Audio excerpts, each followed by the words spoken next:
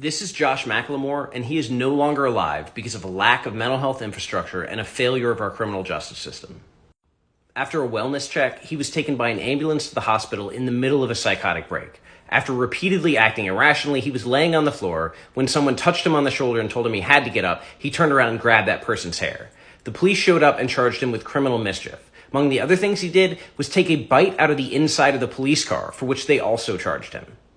Because of his irrational behavior, the jail decided to stick him in a cell naked that had no sink, no toilet, and no bed.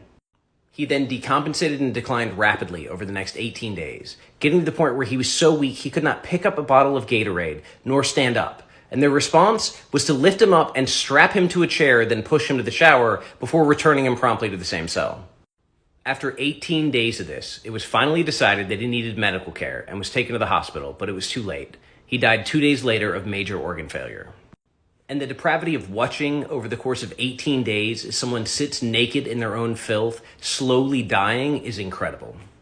And the staff may well end up being held accountable, but maybe not. But even if they are, that doesn't address the fundamental issue, that we do not have an infrastructure to recognize and treat mental illness in this country, and we often criminalize it. And we are so hungry for punishment and vengeance in this country that rather than training staff in a meaningful way, we teach them to push buttons, lock doors, and we train them that every person who comes in is a threat. Until we can see one another as human beings with human needs and treat each other accordingly, things like this will remain shockingly common.